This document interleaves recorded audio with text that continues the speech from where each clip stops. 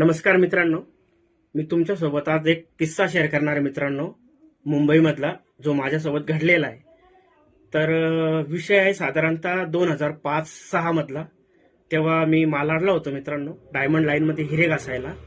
तर आमच्या गावचे पण तिथं मुलं होते, तर आम्ही सर्व मिळून एकाच कारखान्यामध्ये राहत होतो. तिथंच झोपायचं आणि तिथंच काम करायचं, आणि जेवणाला आम्ही बाहेर जात होतो, मेस लावलेली होती. तर त्या दिवशी रविवार होता मित्रांनो, आणि रविवारचं काय असतं, मेस एकच टाइम जेवण चालू असतं आणि संध्याकाळचं आम्हाला जेवण भेटत नव्हतं. तर मग त्या टायमाला गणपती पण बसलेले होते. गणपती बघायची मजा म्हटली म्हणजे मुंबईतच, कारण मुंबईमध्ये कसं असतं म्हणजे एकदम भारी भारी डेकोरेशन, मोठमोठे गणपती, पब्लिक वगैरे एकदम भारी वाटतं तिथं गणपतीमध्ये. ज्यांनी ज्यांनी बघितलं त्यांना माहीतच असेल, सांगायची गरज नाही. पण तरी पण ते माझ्यासोबत घडलंय म्हणून मी सांगतोय. मग आम्ही पण ठरवलं की आपण आज सुट्टी आहे तर गणपती बघायला जाऊ. आणि आम्हाला म्हणजे आमचं मेस पण बंद असल्यामुळे काय झालं, आम्ही रविवारचं बाहेरच जेवण करून घेत होतो.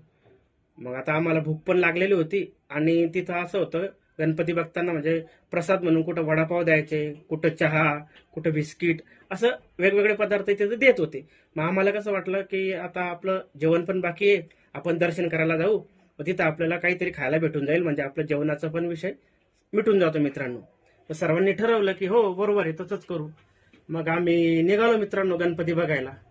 मग आता गणपती बघायला जायचं होतं, तर आम्ही गणपती बघायला तिथं मालाडला एक काठियावाडी चौक म्हणून आहे, त्याच्यात थोडं पुढं गेलो की एक महानगरपालिकेचं गार्डन आहे मित्रांनो, त्याच्यात थोडं पुढं ते मंडळ होतं. मग आम्ही तिथं गेलो मित्रांनो गणपती बघायला.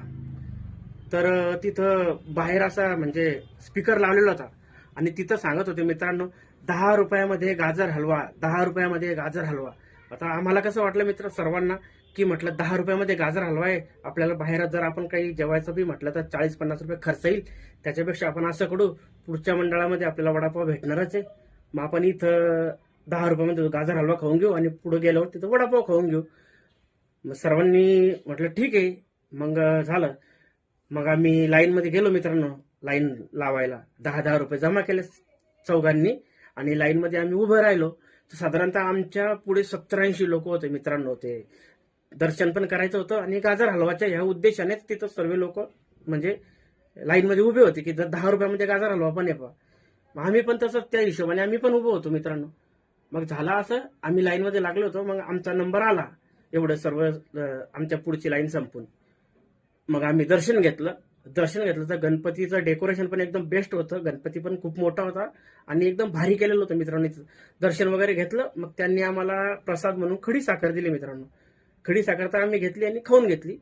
मग त्याच्यानंतर तिथं जे मंडळाचे माणसं असतात ना, त्यांना आम्ही विचारलं, म्हटलं का हो, ते बाहेर तुम्ही सांगताय 10 रुपयामध्ये गाजर हलवा, ते कुठं आहे म्हटलं.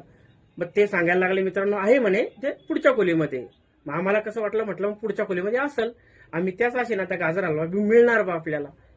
मग तर आम्हाला गाजर हलवा मिळाला मित्रांनो. पण तो किती मिळाला आणि कसा मिळाला हे मी तुम्हाला प्रत्यक्ष लाईव्ह डेमो दाखवणार आहे. म्हणजे तिथं जसं होतं तसंच मी इथं तो हलवा बनवलेला आहे मित्रांनो. तो तुम्हाला मी दाखवतो कसा होता. तुम्ही बघू शकता.